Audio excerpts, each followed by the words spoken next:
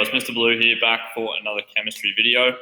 So last lesson, right, we looked at in terms of limiting and excess reagents. And this was all a little bit simple because we had these lovely 1-to-1 ratios. So that is, if I have, it's one hot dog to one bun, makes one hot dog in a bun.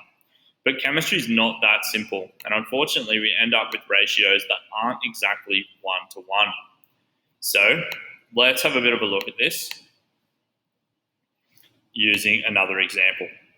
So here is a given equation for us. So we can automatically skip step 1 and really move straight on to step 2. Okay, so what I've got here is I've got some nitrogen combining with some hydrogen and forming the chemical ammonia, NH3. And this has been given to us already in terms of the ratios. So instead, right, what this means is that I need to have 1 part nitrogen, 3 parts of hydrogen will give me 2 parts of ammonia. Okay, so 1 to 3 to 2, and we're using those coefficients there. But in terms of this, okay, I don't have 1 part. According to this question, I have 2 parts. So what this means, okay, is that I have 2, and then apparently according to this, I've got 7, okay? But I can't make 7. I've only been given, so according to this ratio, for every 1 mole of nitrogen, I need 3 moles of hydrogen. Now for this here, okay, I have 7 moles of hydrogen. So I can use the 7 moles. But what's going to happen is that only 6 of those moles will actually get used. So to get to there, I times by 3. To get to here, to times by 3, I'm actually going to end up with 6 moles. But I've been given 7. 7 is actually how many moles I'm going to end up with. Okay? So what that means is that I'm going to have 1 mole of excess. My hydrogen is going to be my excess reactant. Now, I have now identified this one here, the nitrogen, as my limiting reactant.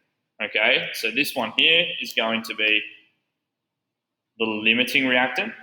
And then we use our limiting reactant to work out how much product we're actually going to form.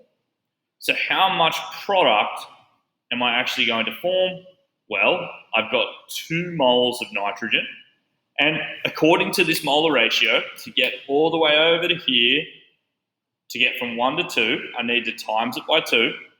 So for here, okay, all I need to do, instead of timesing it by 3, is I just need to times by 2, which means that I'm going to end up with 4 moles of ammonia. Okay, so it's a little trickier, it's a little bit more challenging, and at the end I would end up with 4 moles of ammonia, and I would have 1 mole of excess hydrogen gas left over. Okay, so let's look at an example of this in terms of a more challenging question. Okay, so what we've got here is a question. So let's work through our steps 1 to 5. And step 1 is always start with a written balanced chemical equation. So what we've got here, okay, and feel free to pause the video and start this chemical equation for yourself. But what we've got is we've got water is being produced. So water is the product from the reaction of hydrogen, H2, and O2, oxygen. Pretty classic chemical reaction, pretty easy. And from there, I need to balance it. So I need 2 parts of water, and with that, I would need 2 parts of hydrogen. Okay, so the next thing I need to do is I've been given 2 quantities. Now, for this one here, I have 5 grams of hydrogen gas, and I have 25 liters, so 5 grams of hydrogen gas. But here I have 25 liters, different units. Note the different units of each of those. So the next thing I need to do is calculate how many liters of water is going to be formed. But one of these could potentially be a limiting reagent. So to do that, I need to find moles for both. So finding moles here of my hydrogen is pretty simple. We're going to use, here we are, we're over here at grams. We've been given grams and we need to get to moles. So I need to divide by my molecular weight. So we go N equals 5 divided by the molecular weight of hydrogen, 2 times by 1.008. So the moles for hydrogen there is going to be, I wrote 1,008. 2.5, give or take. Okay, so 2.48, we'll write down there. Moles. So I've got, for moles of H2, I have 2.48. Now I need to calculate my moles of oxygen. Okay, so I've been given 24 litres. So here I am, litres, and I need to get to moles. So to get there, I need to divide by 24.8.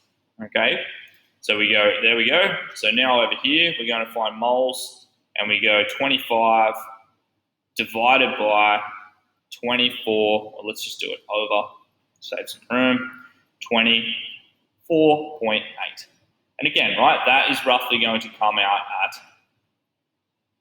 25 divided by 24.8. It's going to be roughly 1.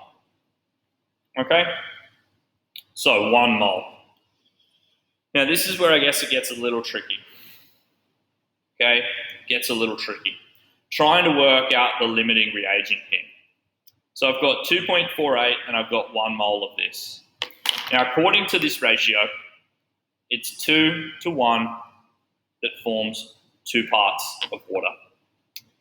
Now I've got 1 part here of oxygen. And to go with that, I would need 2 moles. But I've got 2.48. So what I've actually got is I've actually got 0.48 of excess hydrogen. I don't need that hydrogen. It's going to be unreacted.